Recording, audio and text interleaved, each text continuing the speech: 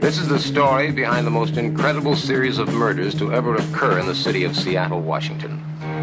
You never read about them in your local newspapers or heard about them on your local radio or television station. Why? Because the facts were watered down, torn apart, and reassembled. In a word, falsified.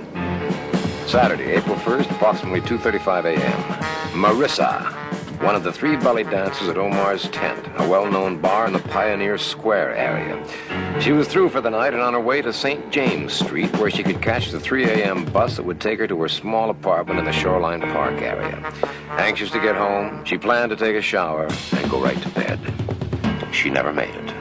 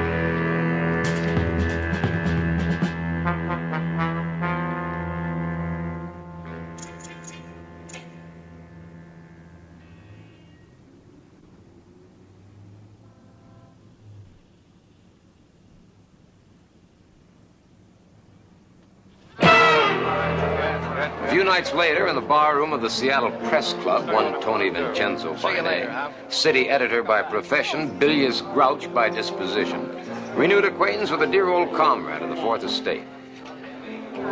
Hi, Charlie. Mr. Vincenzo, how are you? Okay. Good. The usual, Mr. Vincenzo? Yeah. Okay.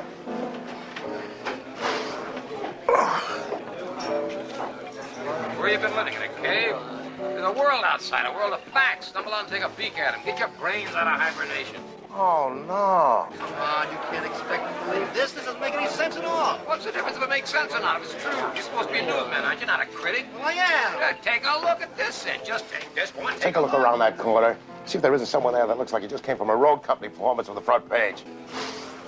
And don't lecture me about the responsibility of the press, you cabbage head. I knew more about the press the day I was born than you do now. Oh, yeah. Oh, yeah. Oh, yeah. I mean, can you read English, or do I have to tell you what it says? See, right there. V-A-M-P-I-R-E. Vampire. That's what it says right there. Can you read the official coroner's report? Look at that. Blood drained from a victim's...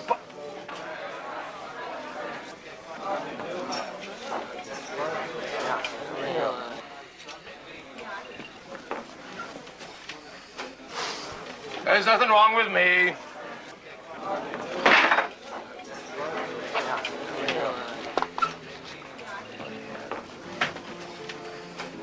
Vincenzo! Hello, Carl. What are you doing here in Seattle? What did I do in Las Vegas? Well, you fired me. That's what you did in Las Vegas. No. I didn't fire you. Well, in that case, then, you can hire me. Right, Vincenzo? Get this straight, Mr. Kolchak. No carnival or hoopla tactics on this paper. This isn't Funtown, USA. This is Seattle.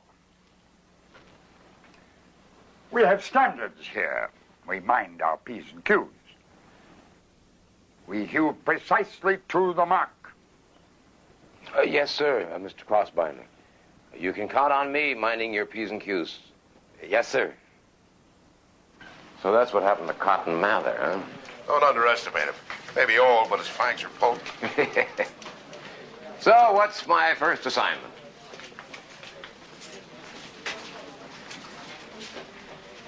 What's the matter? Okay. Murder 1, 3 days ago. Belly dancer named Marissa. She was strangled in an alley. Tuesday, April 4th. First stop police headquarters to introduce myself and see if any later information had come in about the Ethel Parker killing. There was nothing new. No useful leads given by the victim's friends, acquaintances, or family. Standard medical examiner's report. So far, the murder was a one-way street to nowhere. I'd like to take a... Make an appointment Well, I'll make an appointment with the secretary. You're going to have to make Captain, one. I'd like to make a little question.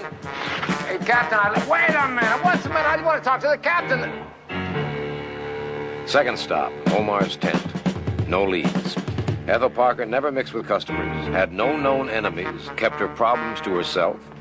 Unmarried, all her relatives in Massachusetts, she had left the mainstream of life without making a ripple. Third stop, the apartment of Charisma Beauty. Given name, Gladys Weems, one of the two other belly dancers at Omar's tent. Charisma Beauty? Who are you? Who's there, Wilma? Miss Beauty? Yes, I am. Excuse me? I beg your pardon? My name is Kolchak, and I'm with the Daily Chronicle. I'd like to ask you a few questions, you don't mind? Would you like to talk? No, thank you very much. What I'd like to ask you was, She was something less than helpful, and I soon departed. Made a bit uneasy by the looks directed at me by her husband, Wilma Krankheimer. Fourth stop, the floating premises of Louise Harper, last of the belly dancing trio at the supper club. Scheherazade? Louise Harper. Oh, hi. I'm sorry I can't talk to you now. I'm late for class. Listen, if you want to tell me something, come back later. I must tell you, though, I really don't have any money for extras, so you just be wasting your time. Yeah, but Listen, I'd like to talk to you. I am so late for class. Professor Graham will kill me. My grades are not too good as it is. How I'm ever going to graduate, I will never know. There simply is not enough time to do all the things that I've got to do. May I introduce myself? My name is Kolchak of the Daily Chronicle. When could I ask you some questions about Ethel Parker? You'll have to come by the club. That's just about the only time I have to talk to you. I am so late, I know he's going to flunk me. Thanks for the information. Whee! Don't mention it! You know there's been a murder, don't you?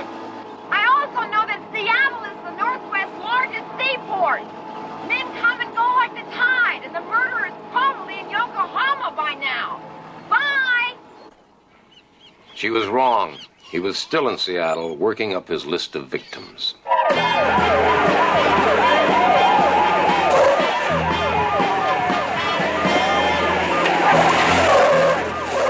Cocktail waitress, Gail Manning.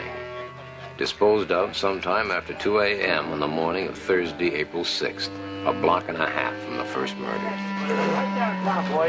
Captain, what do you intend to do about Who this? are you anyway? My name is Kolchak, sir, with the Daily Chronicle. I'd like to ask you a couple of questions on this. My back. Just when you get in your car, wait a minute. Listen, Captain, I got a lot of problems I got to take care of. Strangulation, neat and quick. No new elements was all they told us. Until the medical examiner's report the next afternoon. In attendance, Captain Roscoe Schubert of the Seattle Police and his staff. Holding forth, Dr. Christopher Webb of the County Medical Examiner's Office. Checking underneath the victim's hairline, we located what appears to be a needle puncture near the base of the skull, from which a small amount of blood was removed. Was there any puncture or loss of blood in Ethel Parker? We haven't had a chance to check on the puncture yet, but there was apparently a slight decrease in normal blood content. How slight? Well, that's hard to say. Maybe 6 or 7 cc's. Why wasn't it reported? The amount of loss seemed insignificant at the time. But not now. You have a point. Just a minute, Doctor. Who is this clown? Never seen him before. What? Kolchak, Daily Chronicle. Don't you remember, Captain? Oh, yeah. How could I forget? All right, now, Mr. Kolchak, may we continue? Certainly. Thank you very much. Go ahead, Doctor. As long as we get all the facts this time. Dissatisfied by what I had heard at the medical examiner's report, I paid a little visit to the morgue and found myself a chatty attendant with a taste for scotch. What he told me made chopped liver of the needle puncture and loss of blood, and explained why they hadn't let me look too closely at Gail Manning the night before.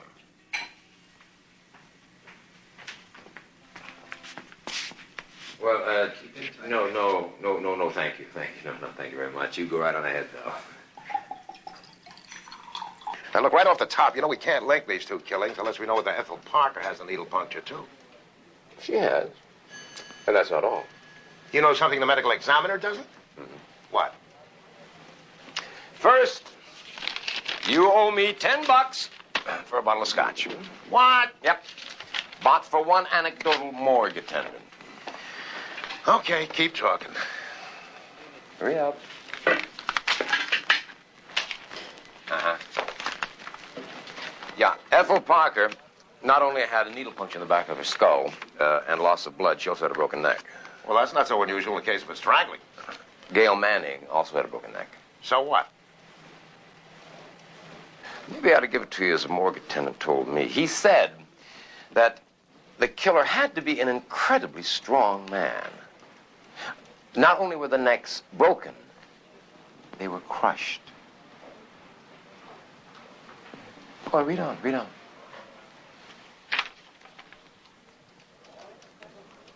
Oh, no, wait a minute. That's what the man said. On the throats of both victims, there was a residue of rotted flesh, as if they had been strangled by a dead man.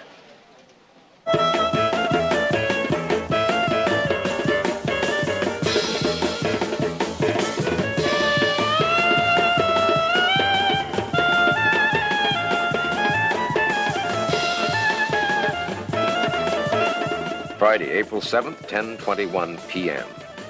I wouldn't have believed it if I hadn't seen it with my own eyes, but Louise Harper's hips could move as fast as her mouth.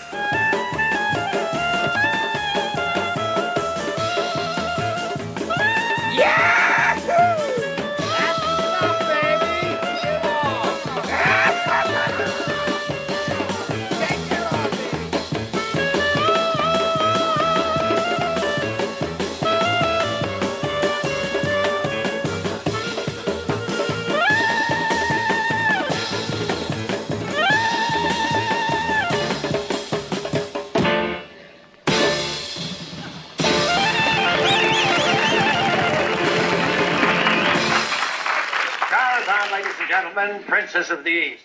And now, the world-famous Charisma Beauty.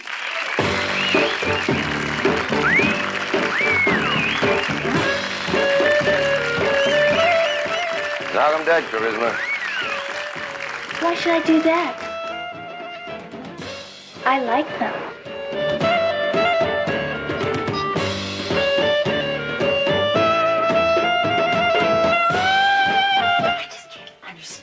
Whoever wrote this is just dumb. Never to graduate with this course. Princess of the East? No. Dimwit of the West. Listen, I just can't talk to you right now. I've got to know algebra. Well, I'm great at figures. Bet you are. Go away. You know, if I could find a way not to eat, I sure could save a lot of time. Yeah, well, let's pick up talking where we left off. I mean, about the guys, thank you, Charlie. About the guys who come to see you dance, the regulars, you know. Did you find any strange ones in there, any odd ones, any weirdos? They're all weird. I mean, they sit there and stare at you with these big glassy eyes. Any of them could be the Strangler for all I know. What was that? Oh, that's the underground tour. A what? The underground tour. It goes down underneath Seattle. Oh, you're kidding. Yes, there's ruins underneath the streets here. What they call Old Seattle. Isn't that right, Wilma? Oh, I don't know. Here. Oh, thank you. I just love these sandwiches. I was talking about the underground, wasn't I? Yeah, you were, honey. There was this big fire back in 18-something or other, and for some strange reason I don't know about, they built it all back up, twice as big as it was before. Isn't that right, Wilma? Come on, Gladys. It's almost showtime. Although research was never one of my favorite pastimes, I'd called in the services of one Titus Berry, guardian of the secrets of Seattle buried in the morgue of the Daily Chronicle. Here we go. Thanks. Most welcome. I envy you. You do? Research. That's where the joy lies. Joy. And the fascination. Let the others scurry about gathering their contemporary bits of gossip. This is where the meat is found. Me? Yes. For instance, no one has yet mentioned the distinct resemblance between this current series of strangulations and another series in the year 1951. Or was it 52? Yeah, similar. Oh, extremely similar. Really? He wasn't exaggerating.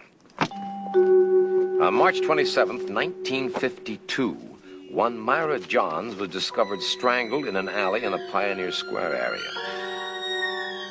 On March 30th, a second strangulation took place in the same area. On April 2nd, a third. April 5th, a fourth. By April 14th, 6 women had been strangled, all of them in that area. The stories intimated that certain, quote, bizarre details, unquote, had been repressed by police officials. I wondered what they were. I hardly think we can say we have the same killer now as in 1952. Read on. Again? Again. Incredibly strong and had the rotted features of a corpse? Those are exact quotes, word for word, from Man of Simon Action in 1952. Well, you know I can't print this. Why not? If you don't know the answer to that, Kolchak, I don't know. I came to Seattle for some peace and quiet. What do I get? You again and another crazy story. Yeah, well, we'll soon see if it's crazy or not. How, asked the red-eyed editor, knowing that? Because if it is the same killer, he hasn't stopped killing. Sunday, April 9th, 1:42 a.m.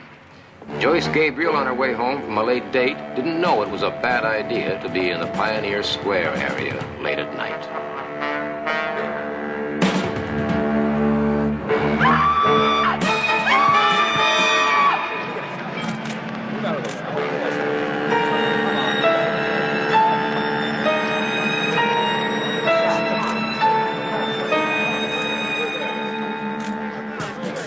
Another one.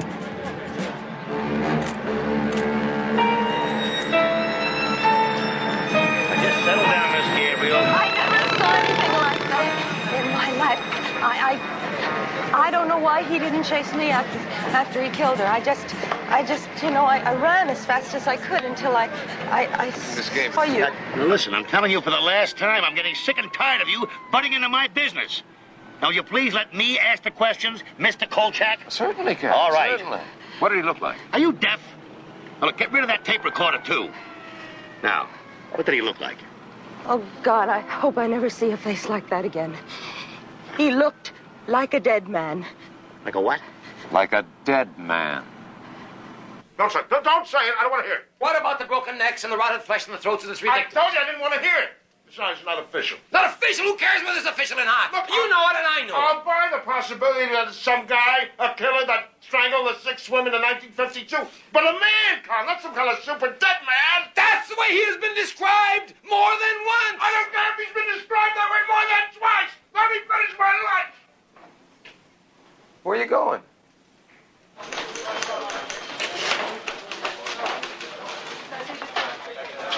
There. Oh!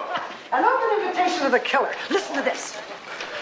I intend to walk the streets of the Pioneer Square area every night from now on. Just let him try to kill me if he dares. He may be sick, but he's not crazy.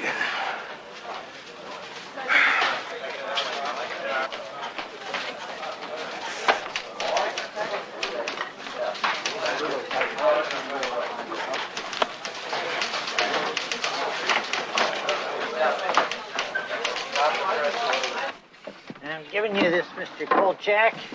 because you had the thoughtfulness to put my name in your story on the 1952 strangulations. What is it? A burning curiosity impelled me to look further back into our files to see if there'd been any other strangulations of that nature. 1931? You gotta be kidding. Here it was again, March 29th through April 16th. 6 strangulations, certain bizarre information repressed by the authorities. Although a reporter named Jimmy Stacks, God bless him, nosed around until he uncovered the unofficial information that some of the victims were missing some blood, and that the killer was supposed to be some kind of Superman. Women. You notice that? Always women. Fascinating? Yeah, that's the word, Mr. B. Let's see, 1970, 1952, that's 21 years. 1952 to 1931, that's 21 years. That's right, I hadn't noticed that. That's very observant of you, Mr. Kolchak. Can you be thinking what I'm thinking? Let's have a look.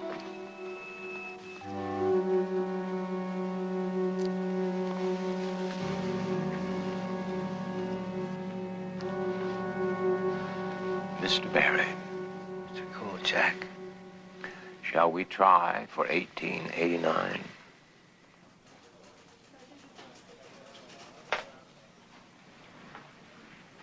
I refuse to read it. Just read the first line.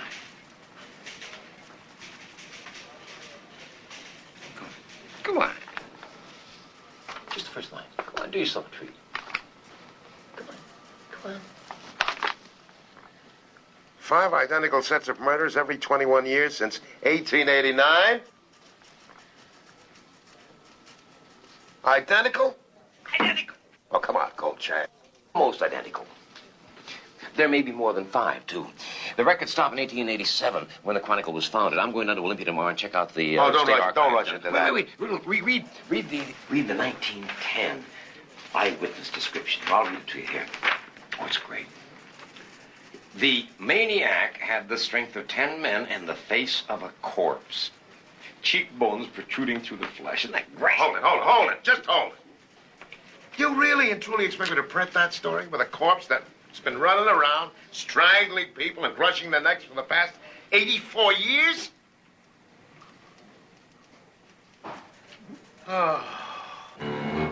Because the police refused to release the sketch their own artist had made, I talked Vincenzo into hiring an artist of our own. His jaw was heavier, I think. That's closer. But more bone was showing through. Like this? Yes, Is that what he looked like? that's what I saw. Monday, April 10th, 2:07 p.m.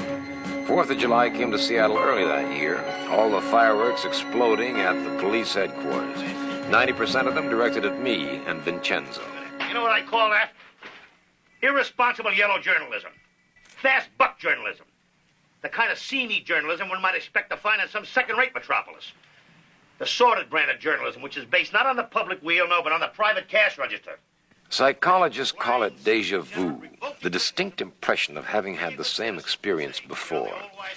That's what it was, all right, in spades. Item: we had no right to throw the public into a panic. Translation: tourist season was coming up and Seattle couldn't survive without it. Item: we had no evidence to support our statement that there might be a connection between the 5 sets of murders since 1889. Translation: we knew more than we were supposed to. Item: the authorities were going to keep a watchful eye on us, particularly me, from now on. Translation: after a brief hiatus, I had, once more, taken up permanent residence inside a pressure cooker. Permit me to read you a brief memorandum. Quote, any repetition of this morning's front page assault on the mind and senses will result in the instant dismissal of all responsible persons. Unquote. Signed. Gone. You're almost right. How can I let this happen to me? How could I do it? I don't understand. Will you wait a minute? Will you just wait a minute? We wasted a lot of time. We wasted an awful lot of time fighting tooth and nail in Las Vegas about the obvious. There is no such thing as a vampire. That's what everyone kept saying, and the women kept dying. Now, let's not play that stupid game again. Besides, it's a great story. It's a fabricated story full of screwball speculation. Fabricated speculation? What have you been sitting on your brain? Just give me the facts, Kolchak, or stay away from me. Just the facts. Step number 1 in my fact-finding project took me to the main library, where I spent the rest of the evening checking through their microfilm collection of Seattle's newspapers. The murder trail apparently came to an end in 1889. But I found out something very interesting. As near as I could make it out, every set of murders had taken place over a period of 18 days, which meant that our killer, whoever or whatever he was, only had a week and a day to find his last 3 victims. That night, about 11:45, he reduced the number to 2.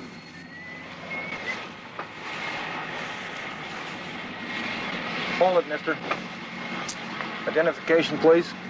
Yeah, identification, sure, right here.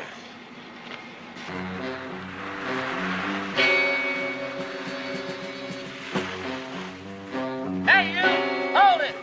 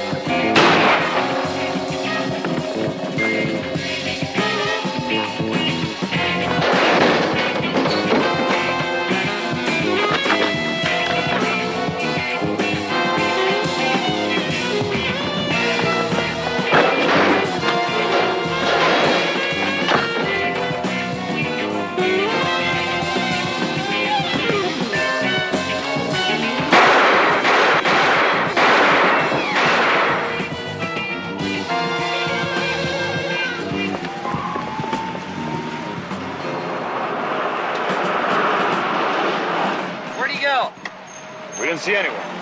Better get the ambulance for those other guys. I'll take the camera. Jay, give me my camera there!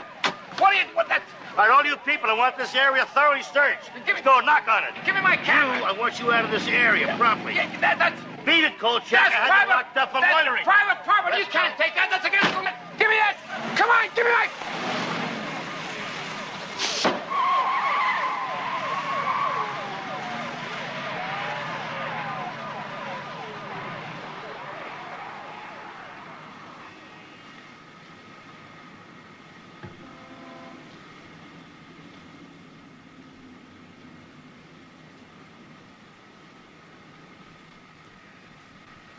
Just Molly and me, and baby makes 3. We're happy in my room. Mr. Joe Roberts, ladies and gentlemen. Put a big hand on, huh?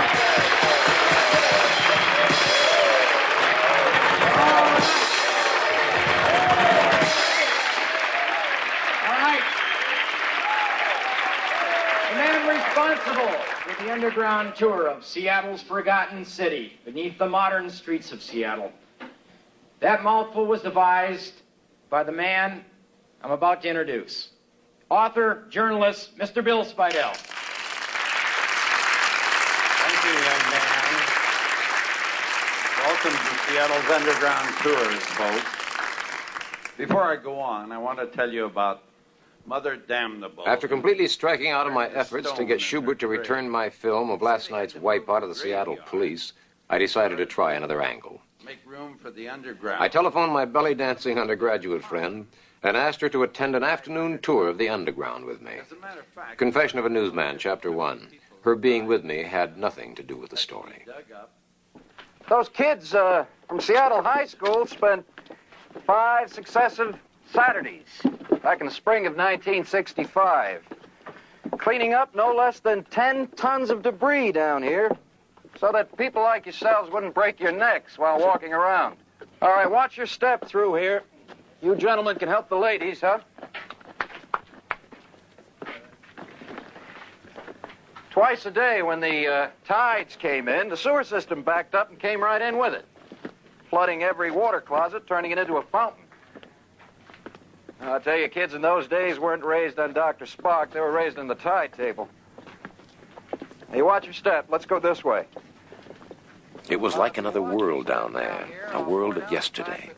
Sidewalks and storefronts just as they'd been left after the fire in 1889. Windows built to admit the light, admitting only darkness now. Ground floors of office buildings now, the unused cellars of those buildings. The tomb of old Seattle just beneath the living streets of what Seattle is today.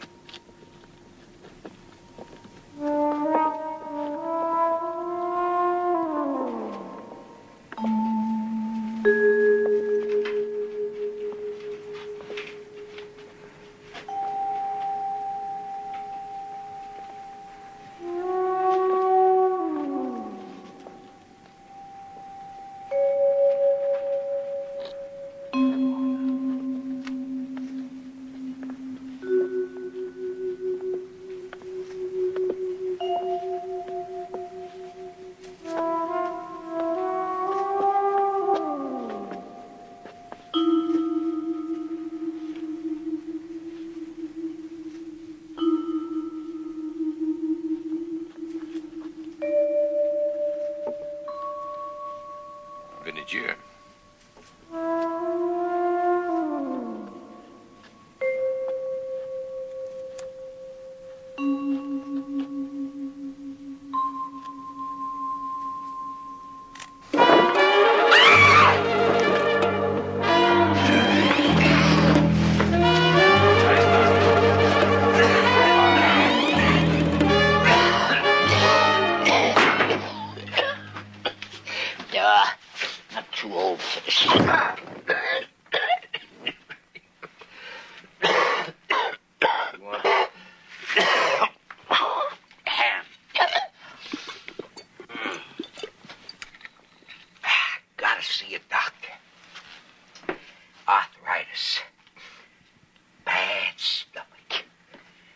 Why'd you have to come to this place?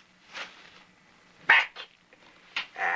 Never would have had to put my shoes on if I hadn't heard you come. My corns are killing me. Got a Charlie horse. Varicose veins. I'm getting a migraine. Are you all right? Yeah, of course I'm all right. Listen, have you seen anybody else around here who wasn't with the tours? Yeah. Yeah? Who? You too. Funny. Very funny. Well, if you do see someone or something around here, you get in touch with me at this number, and I'll give you $20. Here's a down payment. I could live 3 months on that $5.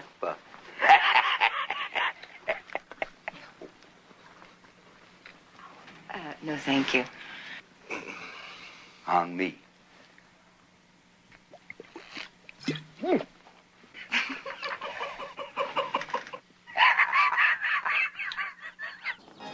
Sure was a lovely afternoon.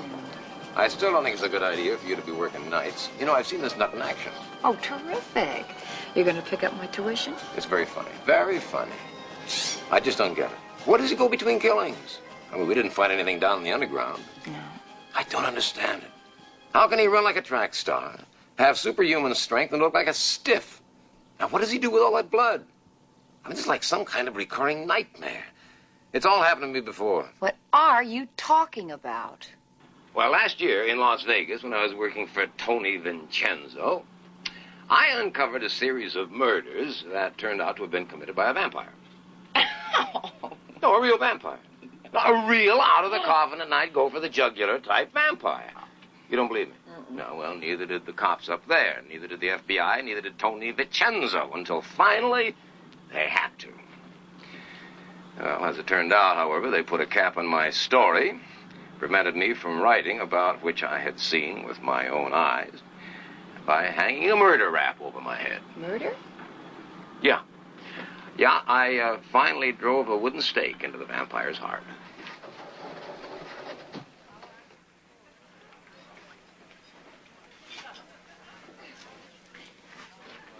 Well, what do you think? What do I think? I think those people will remember this elevator ride for the rest of their lives. Dude, let's go.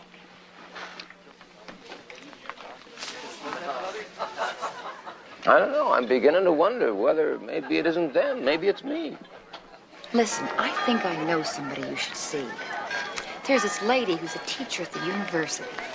Well, she teaches anthropology. And she's a buff on just, every crazy subject there is in the world. Yeah? Ghosts, demons, vampires, and ghouls. You know, you just name it. You probably won't be too crazy about her, but she's got to be the one you talk to. Yeah? What's her name? Professor Crabwell. What? How can a man over 100 years old retain his vitality? Is it possible? If it were possible, I'd be sitting here an 80-year-old sex pot. However, staying young was not their purpose. Alchemy was conceived as an exalted notion, man at one with the universe. And will you please sit down? Yes, of course. These men led Spartan lives, living in the most humble of quarters, eating the most humble of foods. The Count St. Germain, for instance, existed on a diet which consisted solely of oatmeal, groats, white meat of chicken, and a little wine. It just seems to me that a diet like that would make a man old before his time. On the contrary, he remained young for a number of years, in addition to which he was said to have possessed almost superhuman strength. Tell me, what other ingredients are in this elixir of life? Milk or meat, celandine or honey, red wine vinegar, hair, sweat, blood. What kind of blood? What do you mean, what kind of blood? Human blood, of course. What are you smiling at? Hi there. Got a moment? What are you doing here? Just wanted to talk with you, man. What about? The elixir of life. Go to journalism school, my father said. It's a good, sound, down-to-earth profession. Don't you want to hear this? What I like to do is raise tulips for a living, but there's not too much of a demand. Suppose an elixir of life could actually be produced. How do you think it'd work? I mean, do you think that one treatment of it would cause everlasting youth?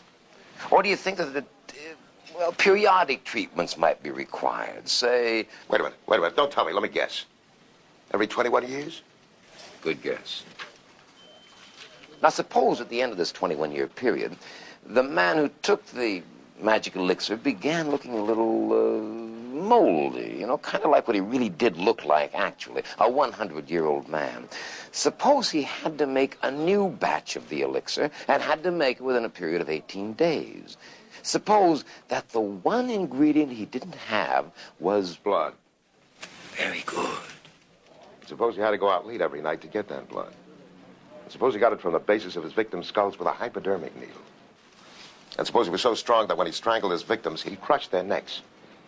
And suppose his fingertips were starting to decompose and left fragments of them on the women's throats. And suppose you flap your arms and fly right out that door. And suppose you check on the dictionary and you discover what the word fat means, Kolchak. Fact! Fact! As I rode home from work that night, I wondered where the killer was and if my theory about him was true. Partly true, or, as Vincenzo would have it, factless, hopeless, and useless. I wondered when and how he'd get his fifth victim, since the entire area was being guarded so closely now. I didn't have to wonder long.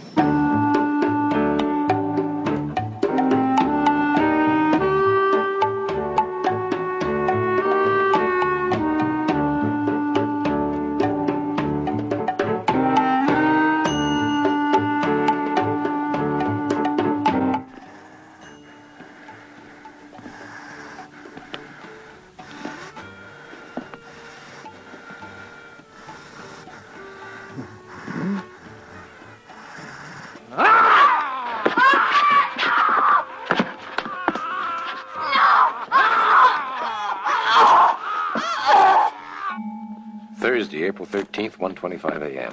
The dressing room in Omar's tent. Charisma Beauty was plain old Gladys Weems again. Dead, strangled with a broken neck, blood syringed from the base of her skull. Wilma Crankheimer was still in shock. So was Louise Harper. She'd found the body after her performance. And I wasn't doing so well myself. Captain, I've got to talk to you about something. Hey, wait a minute, come on! This is very important, Captain! I'm sorry, Captain Schubert is very busy. Yeah, well, I gotta see him. I said you cannot go in there. Sweetheart. What's going on here? I told him you were busy, sir. I've been trying to see you since 1:30 this morning, and I'm not going to leave until I do. It's all right, Sheila. I'm sorry, sir. It's all right, Sheila. You got to put police women on the waterfront streets at night. Do I, Mr. Yeah, Kolchak? you do. You got 5 days in which to catch the killer. Otherwise, he's going to disappear. Oh, is he, Mr. Kolchak? Yeah, he is. He is. Every 21 years since 1889, he has killed 6 women in 18 days precisely. Precisely, Mr. Kolchak? Precisely. Precisely. Well, no doubt we lack your eagle-eyed perception, but somehow we fail to see the exact, precise pattern you keep babbling about. Now, in 1889, there was no evidence that the murders were committed over an 18-day period, or for that matter, that they were even related. You check? Yes, we do a little research, too, sometimes. Now, to continue. In 1910, there was blood loss reported in only 3 of the victims. Yeah, what about the description The of the... description of the murder was made by a mental defective in his cups, and... What about the 1952 descriptions? Were those made by a mental defective in his cups? He was a bank president! In 1952, there were 8 murders committed during an 18-day period. Now, what does that do to your theory? 2 of them by stabbing, which invalidates... And after the 6th strangulation, an eyewitness described the murderer as being, quote, rather handsome, unquote. Oh, you mean you missed that? Well, well, the witness obviously made a mistake. I mean, he had to. Did he, huh? Yeah. Tell me something, then. If it's the same killer, why no signs of rotted flesh on the throat of last night's victim? And one last question. Why am I wasting my time on you? Facts obviously mean nothing to you at all. There is one last fact, Captain. By next Tuesday, that killer's going to disappear for 21 years. And the way your police have got the Pioneer Square area bottled up, he isn't even going to show his face. Which face is that, huh? The rotted one of your so-called super killer your newspaper saw fit to print? So-called? I saw that so-called super killer wipe up the streets with your so-called police force. I had pictures to prove it that you wouldn't let me print.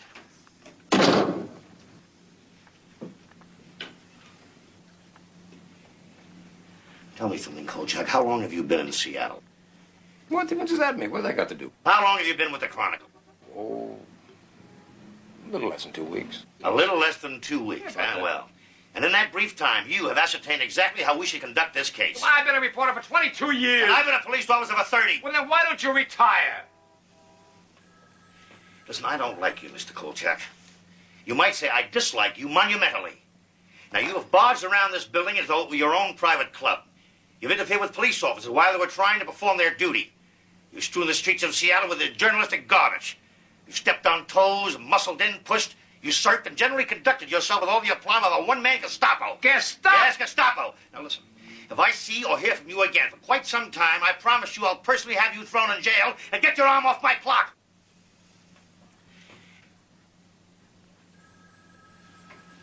I'm telling you, you've only got 5 days left. And I'm telling you to get out and stay out. Cease, mister. Cease, desist, and vanish, or else. At least search the underground. The killer's down there. That's where he isn't. The underground was searched. Nothing at all was found. Sheila! Yes, we did that without consulting you. I hope that's all right, Mr. Kolchak. Sheila, show Mr. Kolchak the door. Good day, sir.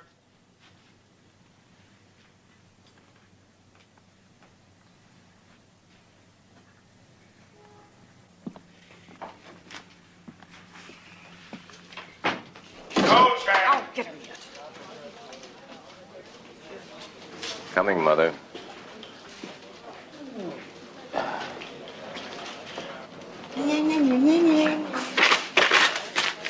I warned you about bugging the police department, didn't I? Yeah, didn't I? So what? So Schubert's office just called Crossbinder. Crossbinder called me. And once again, thanks to you, I'm flying on a griddle. Why?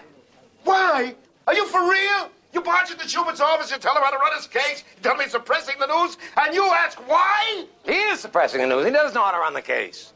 The killer is down there, Tony. He is down there Well, why did in they the get him out of underground. there? Because he is hidden away someplace that nobody knows. Then how the heck can they get at him then? By breaking open the walls. I don't know.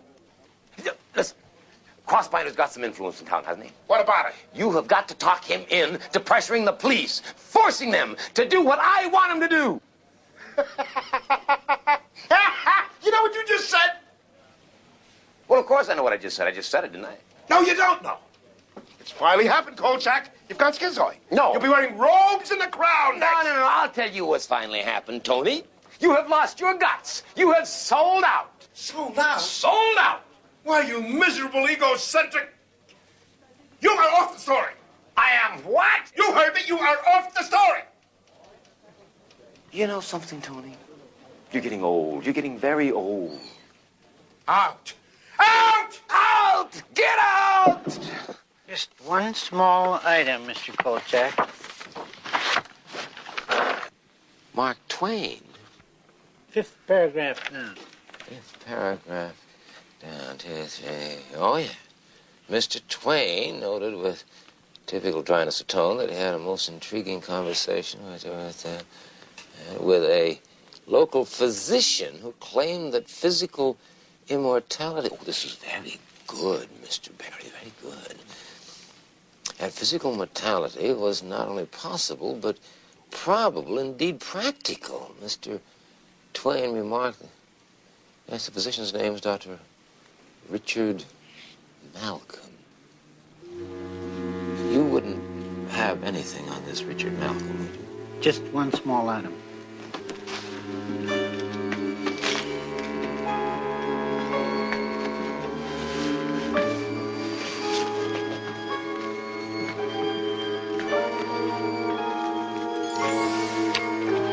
Dr. Richard Malcolm was a member of the original staff of the West Side Mercy Hospital when it opened in 1882. There's the original story and photograph. The Civil War? He was a surgeon in the Union Army. Is this hospital still standing? Oh, I don't believe so, Mr. Kolchak. I think there's a clinic there now. I took a fast trip to the clinic, hoping they might have the record files from Westside Mercy Hospital stashed away in their cellar somewhere. I asked Mr. Barry to keep checking his own records while I was gone and find out what else he could about Dr. Richard Malcolm. I never had to search the cellar for those records. I found my answer just inside the lobby door.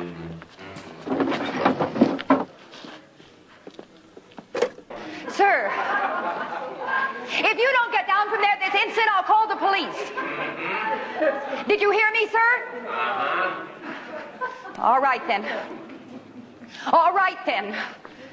Call the police. Tell them we have a vandal here. Tell them to get here right away. Now, you get down from there this instant, sir. Malcolm Richards, M.D., the doctor's saint of the waterfront, founder of the Richards Free Clinic. Also known as Richard Malcolm, M.D., late of the Union Army. Our killer from time. This is dreadful, Mr. Kolchak. On the contrary, Mr. Barry. There he is, officer. Tony. It is to be regretted, Mr. Kolchak, that leg irons and mouth blocks were outlawed some years back.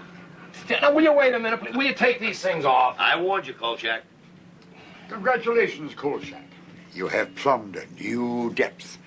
The desecration of a saint. For heaven's sake, I did not invent the resemblance between Dr. Malcolm Richards and Dr. Richard Malcolm. I did not invent the fact that West Side Mercy Hospital, which Dr. Richard Malcolm was a staff member, is on the same spot as the Malcolm Richards Clinic. Why not an expose on Dr. Schweitzer, Mr. Kolchak?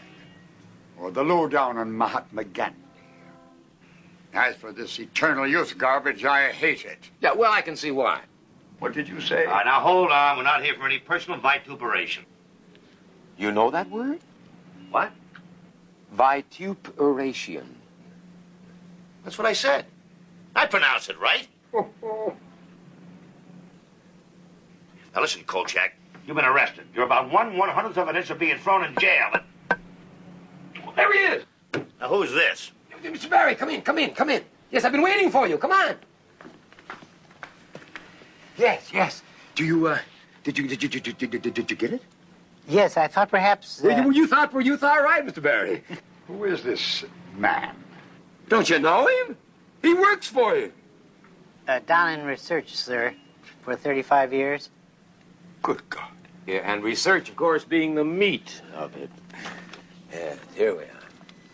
Mr. Richard Malcolm lived in New York City until 1868 when he moved to Seattle. Very good, Mr. Barry, very good. Several months before he left New York City, that is, 6 women were strangled over a period of 18 days, precisely. Their larynxes were crushed and their necks were broken. 2 of them had small wounds on the base of their skull. 1868, I might add, is exactly 21 years before the first group of Seattle killings, Mr. Vincenzo. Item, following the fire of 1889, in which the wife, stepson, and daughter died of smoke inhalation, Dr. Richard Malcolm disappeared. 1889, as we know, just happens to be the year in which the first group of 6 killings occurred, Mr. Vincenzo. Yes, in 1910, Dr. Malcolm Richards appeared in the by now defunct West Side Mercy Hospital, of which, as noted, Dr. Richard Malcolm was formerly a member of the staff, and built his clinic over the original site. 1910, by coincidence, just happens to be the year in which the second group of 6 killings occurred, Mr. Vincenzo. Kolchak? Again, more broken necks and more missing blood. Now listen, Kolchak. Wait a minute. Wait a minute. In 1931, following reports that he had developed some kind of a, quote, strange degenerative skin disease, unquote, Dr. Malcolm Richards disappeared. Oh, 1931, just by coincidence, happens to be the year in which the third group of similar killings occurred, Mr. Vincenzo. Oh, photos. Do you have any photographs? Yeah. Did you get some? Smart. You'll excuse the clumsiness of the hands, but my wrists are slightly encumbered by your bracelets. Now, this photograph of Dr. Richard Malcolm and the slightly doctored photograph of Dr. Malcolm Richards are identical down to the white scar above the right eyebrow. Huh? Now, this photograph was taken during the Civil War when Dr. Richard Malcolm was a surgeon with the Union Army. The photograph of Dr. Malcolm Richards was taken in 1926. It showed a man in his 40s. Now, how can a man almost 90 look like a man in his 40s?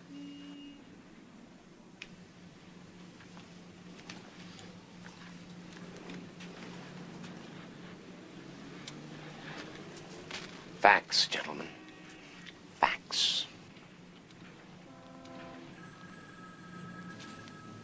Well? Yes.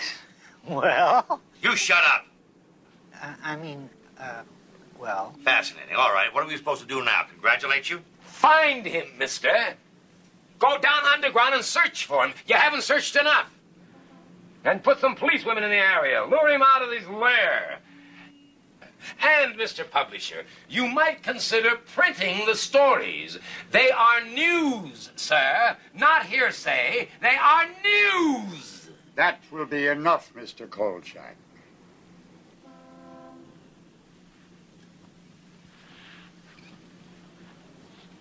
Perhaps, Mr. Kolchak, it would be a good idea if you stepped outside for a moment. Delighted, sir, delighted. If I could get my jewelry removed. All right. Judd, get him out of here. Take the handcuffs off him. Thank you. I just await your decision, gentlemen.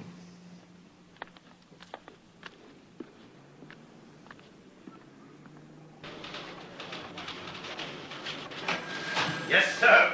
Well, Mr. Grossbinder, it'll be done. You can depend on it. Come on, Judd.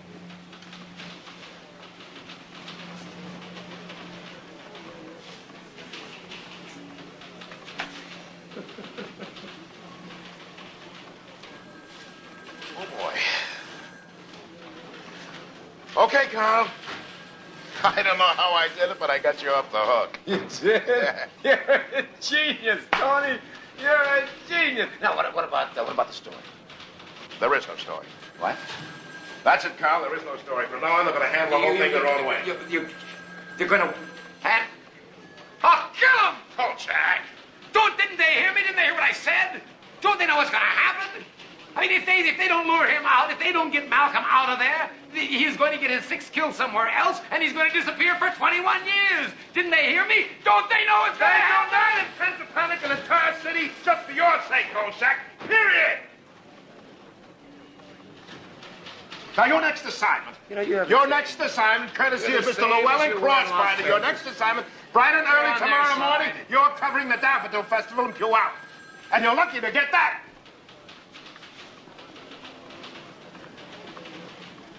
Puyallup.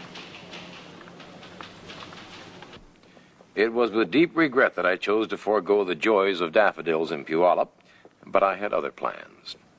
Saturday, April 15th, 2 a.m. We started out. One belly dancing undergraduate and one reporter who, despite his air of spit-in-their-eye confidence, hoped to heavens he wasn't hastening said undergraduate to her doom. It didn't help my conscience any that Louise Harper had agreed immediately to help me, angered as she was by the death of both her co-performers.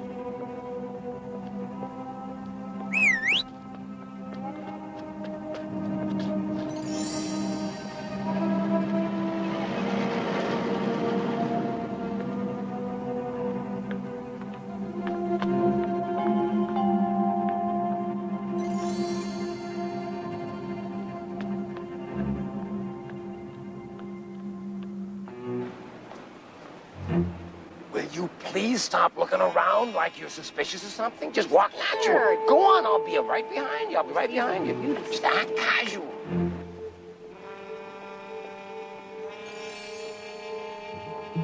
The first 3 nights passed without any particular incident. Most of the time was spent trying to duck the police. On the 4th night, things began to happen.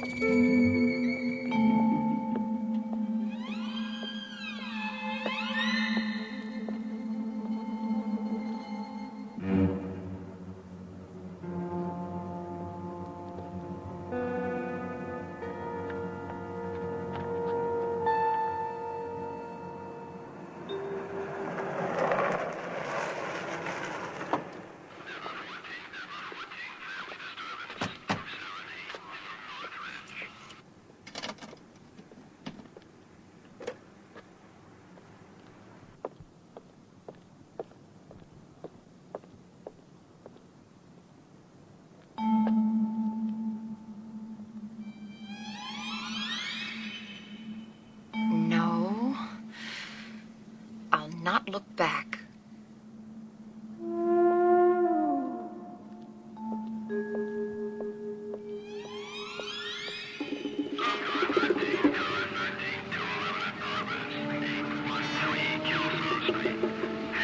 All right.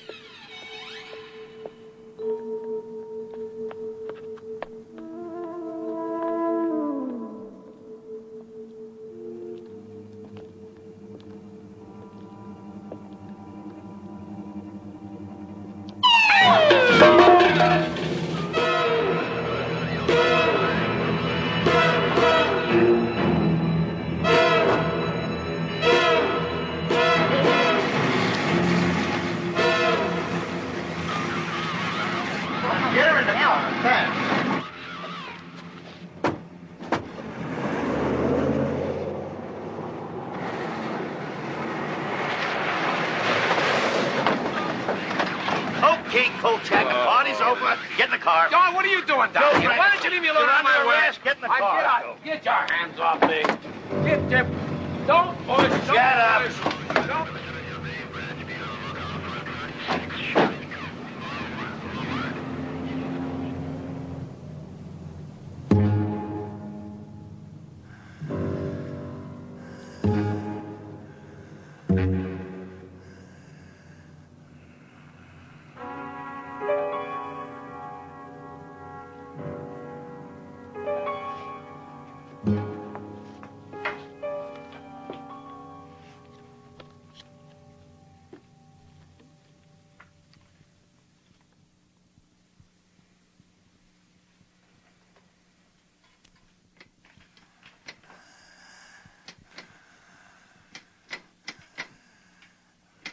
Who's there?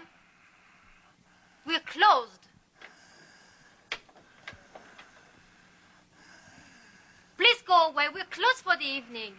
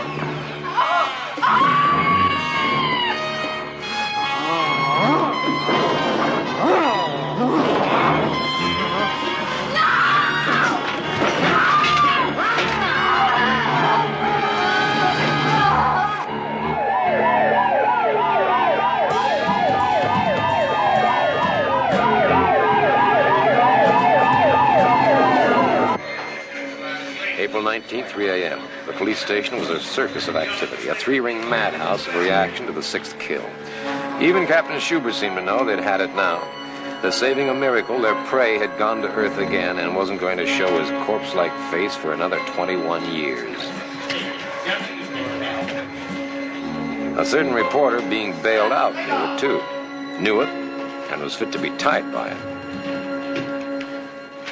Hey, Schubert, okay? Okay, Schubert? I told him. The idiot? I told him, but would he listen? No, he didn't listen, no. I've been a policeman for 37 years and an idiot for twice that long. You were supposed to be in Puyallup with the Daffodils. Where? Kolchak, I'd like to leave you here forever. I'd like to see they lock you up in a jail cell for 1,000,000 years. And if you don't shut your mouth, if you don't... Vincenzo, what's the matter with you? You ought to see a doctor, you know. I'm serious. You sound terrible. It's awful. What have you done to that poor man? I have never seen anyone so close to total stark insanity before. He just disappears. We had him cornered in the alleys behind the Richards Clinic, and he disappears.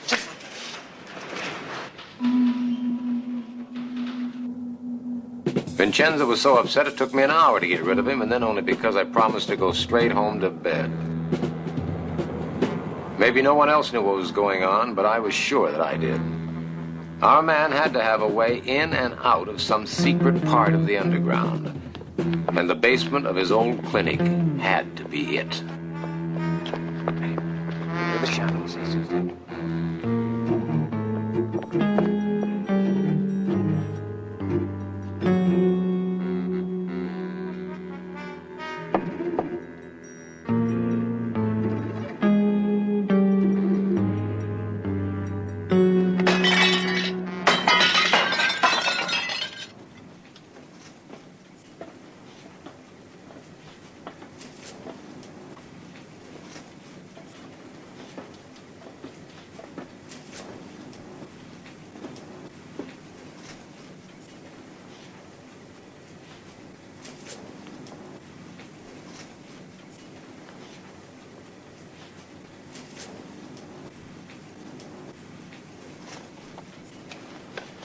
You're not going to go down there. You stay here.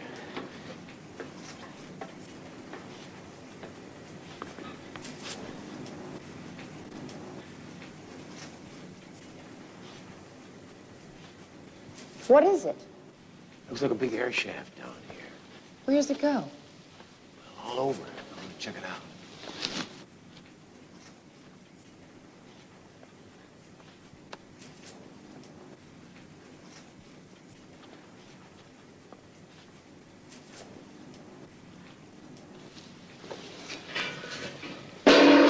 Colonel, are you all right? Yes, sure, of course. Listen, you stay here. I'll be right back.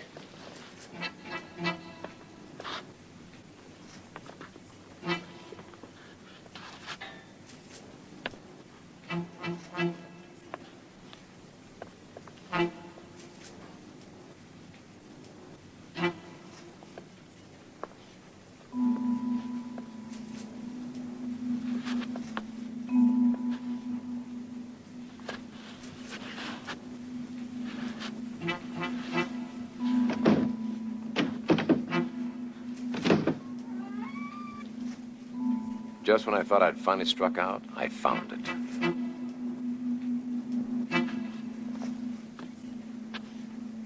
It's in there.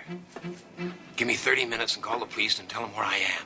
What are you going to do? I'm going to get my exclusive. What do you think? I think you're crazy. That's what I think. You just do what I tell you. I gotta get going.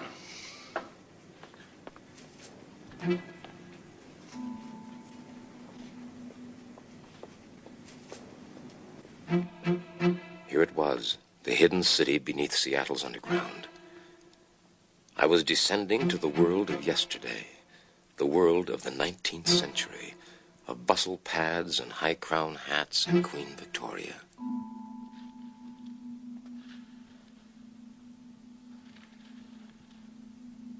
The private world of Dr. Richard Malcolm.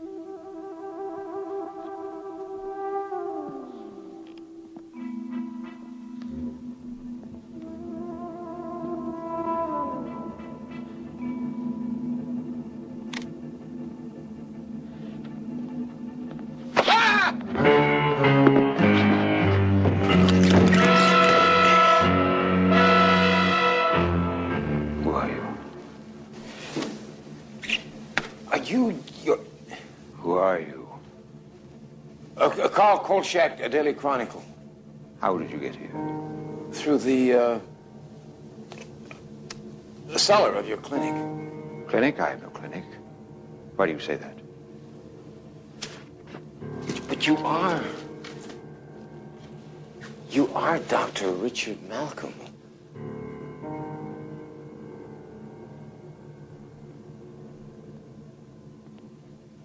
I've seen you somewhere before.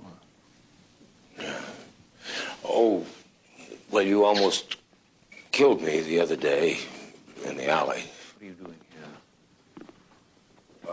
What am I doing here? Well, I thought I'd drop in and find out about you, you know, so I could tell my readers.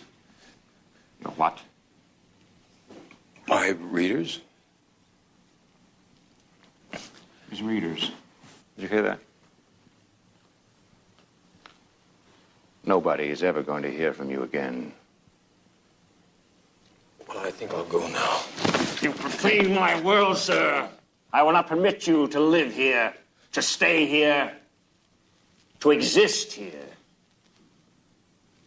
I'm just a dumb reporter doing his job.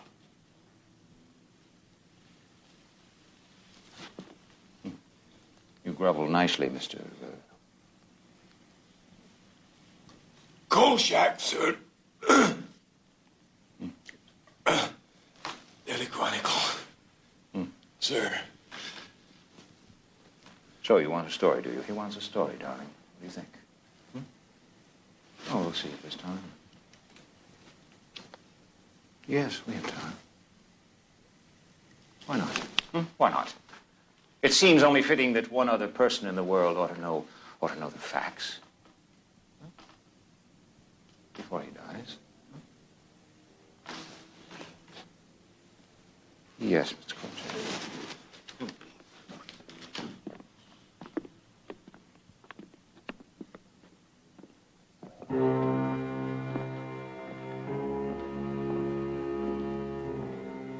I'll not bore you with the details of how I evolved my formula. Suffice it to say that the additive which ultimately made it work for me was the blood of women removed from their brains in the 7 seconds following their death. I found that 6 were required to supply the quantity of blood that was needed for the 18-day period in which the elixir was prepared and consumed. In 1868, I first took the elixir. Then, believing that my immortality was assured, I decided to perfect and refine the formula in the hopes of bestowing its benefits on mankind. No longer circumscribed by time and death, what wonders on this earth could men not then achieve? Yes. And then, in 1889, my world collapsed. Yes, 1889. Your family died and you began to age. Are you going to listen? Are you going to listen? Or are you going to interrupt? No. Listen. Yes. I discovered that the effects of the elixir were not permanent. I began to age. I had to kill again. Restore myself. That's why you look the way you do now, isn't it? Yes. Stage by stage. In 18 days. That's the way the elixir works. Yes. And then I shall have 21 more years to make its effects permanent. 21 more years? That's all you're ever going to have, isn't it? That's not true. I'll find the answer eventually. Eventually? How many more women are going to have to die? What's a few lives compared to immortality, Mr. Kolchak? This is the 6th and final dosage. I shall take it shortly, and the revitalization shall be complete. If I don't take this final dosage now, the process will reverse itself. But I will take it.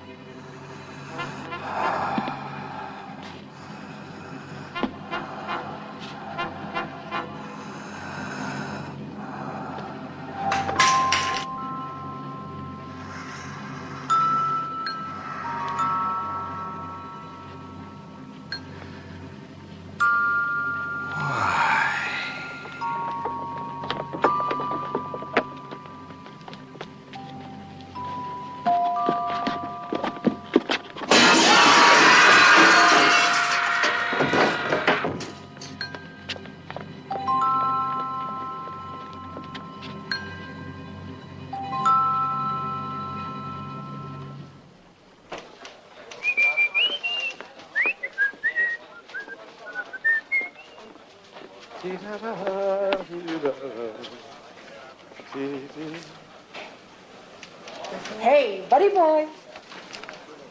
Yeah. Hey.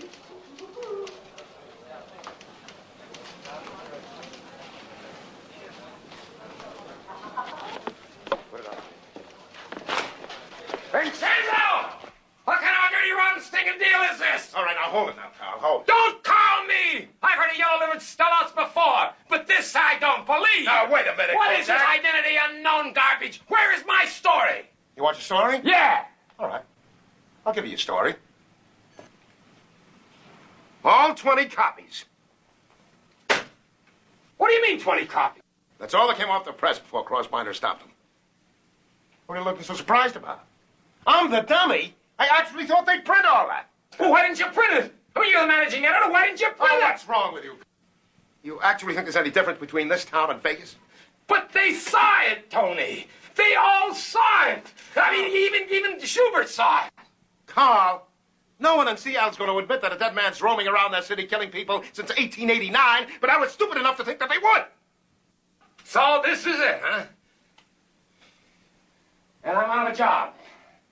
Is that right, Vincenzo? And that I feel bad about, Carl. Yeah, why should you feel bad, Tony? I mean, you're still working. Oh, I don't deserve that, Carl. If you had any guts left, any at all, you'd go upstairs and... All right, Carl, I've had enough. So have I. Don't ever do me any more favors. Do you any favors? Why, you miserable, ungrateful... Ungrateful? What do you want me to do? Thank you? No. Just get out of here. Get out. And next time you do me a favor, here, you see me again, just keep walking. With pleasure. And thanks, Vincenzo. Thanks for nothing.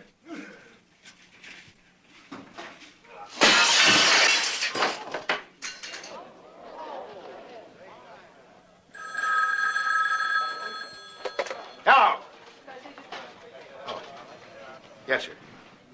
Yes, Mr. Crossblinder. Right. I'll be right up.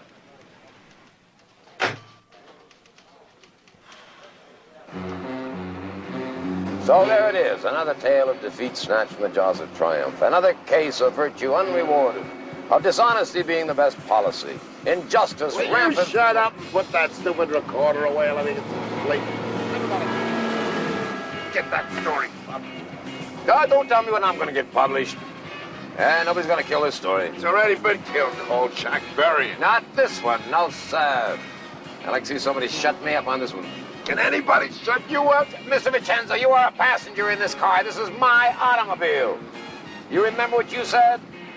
I never want to see you again. I never want to talk to you again, remember? Yeah, I remember. That was before I was 5. Yeah, that's right. Well, don't worry about it, Tony. You're going to love it in New York.